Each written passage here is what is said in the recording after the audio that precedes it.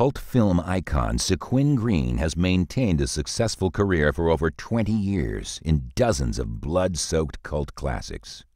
From her first appearance in the independent horror phenomenon Head Full of Holes to her most recent multi-character stint in Blood Cross 3000, she continues to entertain her loyal fan base with her potent mix of sex appeal, wit, and shameless devotion to her craft.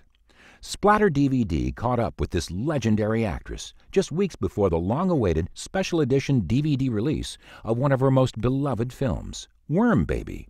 It's our pleasure to bring you this exclusive, no-holds-barred interview with the First Lady of the Scream, the one and only Sequin Green.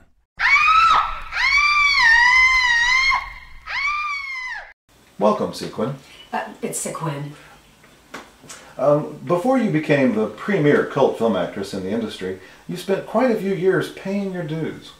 Well, yes. By now, everybody knows about my humble beginnings as the freak-out girl for Jimmy Osmond's personal appearances. Mortifying, to say the least, but it paid well. Yeah, what most people don't realize is for over 2 years, I was the freak-out girl in LA. I mean, if you were a D-level celebrity, you know, in the late 70s at the ribbon cutting for, say, Roscoe's Chicken and Waffles, I was your freak. Oh my God! Holy God! Oh, it's Jimmy Osmond! Oh my God, oh my God! I can't believe it! Oh, I just saw you in Big John, Little John! Oh, Jimmy, you're a cherub from heaven! So, technically, you were a scream queen well before it was fashionable. I was way ahead of the curve there. I shrieked, wailed, and pissed in my pants from everyone from Mason Reeves to the goddamn Croft puppets. I mean, I turned those appearances into happenings, baby. And eventually you screamed your way into more traditional acting pursuits. Well, there was nothing about my career that you could really call traditional. I mean, even the more mainstream things I was able to get my freak out on. Your big break came in 1979 when you were cast as one of McLean Stevenson's daughters in the pilot for the sitcom Hello, Larry. I was Ruthie Adler. I mean, I lived her life growing up in Oklahoma City, right down to the pissy sister and the badly dressed idiot father. The executives screened the pilot and unfortunately decided to retool. They thought the overwhelming sexual chemistry between myself and McLean was too creepy. You know, I thought it was explosive and very real. Fred Silverman, the head of NBC at the time, thought otherwise and replaced me with that skinny girl from Witcham Mountain. But fate intervened and they also fired one of the writers on that show, a fellow by the name of Alex Donovan. Yes, I met Alex on that show. I hated him at first, I mean, typical bitchy queen. But eventually we realized that we had a lot in common. We both chain smoked, we both had web feet, and we both had the same shitty taste in men. Well, after a few months, he went with Tepid Studios, and well, the rest is history. Can you tell us a little bit about the films that you made with Alex? Well, actually, we only made 2 films together. No, wait, there was that Cameo and Angry Onion. So, okay, technically there were 3. Obviously they did very well, because we're still talking about them. I think my favorite of the 3 was the first, Head Full of Holes. Alex was still pretty sore from being fired by the networks. So he really took his anger out in that film. In the original cut, when I'm killing the crack baby with a spork, I mean, it goes on for over half an hour. Angry man.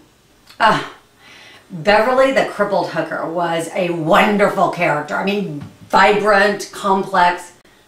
You know, she was like Ruthie Adler in Bizarro World. And unlike TV, she could have sex with her father and beat the shit out of him when he refused to pay her. The scene after you've disposed of your abusive pimp's body is a classic. Well, it was my idea to mop up the blood with the paper towels and devour them afterwards to hide the evidence. Well, there was no other way to shoot that scene. Oh, FYI, I really did eat those paper towels. You know what? I'd like to see which mountain girl try that. Could you be coaxed into saying the line? Oh. From the notorious dinner table scene? Here, hold this.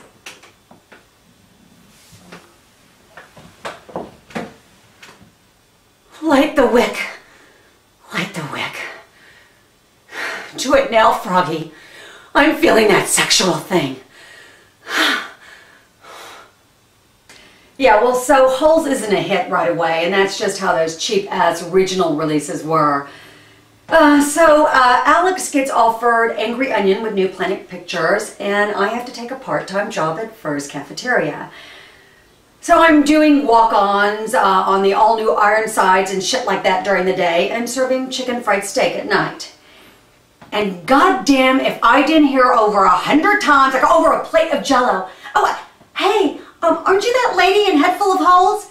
And I had to beg Mr. Moneybags for that cameo in Angry Onion. But to his credit, Donovan did cast you as the lead in your last collaboration, Night of a Thousand Clowns, aka The Clowning. In Europe, it was called Beware the Happy Sads. But in any language, it was bullshit. Alex only cast me because the producers insisted. They were hoping to get back some of that Head Full of Holes magic. Well, the box office was indeed sad. But at least I was paid appropriately. By that time, I found a decent agent, so he made sure I wasn't screwed over again.